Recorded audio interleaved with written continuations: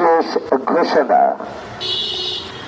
এত দ্বারা সেনবাগ পৌরসভার অন্তর্গত সম্মানিত সকল প্রকার কাপড় ব্যবসায়ী, সুতা ব্যবসায়ী, দুগ্ধ খাদ্য, শিশু খাদ্য, লৌহ জাতীয় দ্রব্য, স্টিল সামগ্রী, সিমেন্ট ব্যবসায়ী, মেডিকেল ও সার্জিক্যাল সামগ্রী, সিগারেট, ইলেকট্রিক ও ইলেকট্রনিক সামগ্রী, ভোজ্য তেল, ভোজ্য লবণ, চিনি, ওয়াশিং এবং টয়লেট সামগ্রী, স্যানিটারি ও পানি সরবরাহকারী, বাইসাইকেল যন্ত্রাংশ, আবাসিক হোটেল, খাবার হোটেল, জুয়েলারি, স্বর্ণকার ও বন্ধকি ব্যবসায়ীদের জেলা প্রশাসক নোয়াখালী ব্যবসা ও বাণিজ্য শাখা হতে ডিলিং লাইসেন্স হালনাগাদ করার জন্য অনুরোধ করা গেল।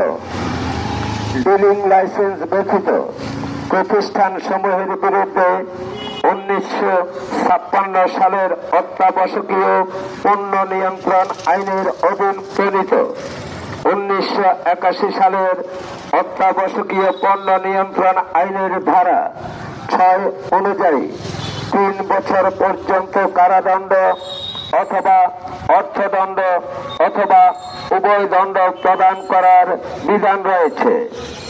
যারা ডিলিং লাইসেন্স হালনাগাদ করেননি তাদেরকে আগামী 25/6/2025 তারিখের মধ্যে জেলা প্রশাসক নোয়াখালী ব্যবসা ও বাণিজ্য শাখায় আবেদন করার জন্য অনুরোধ করা গেল।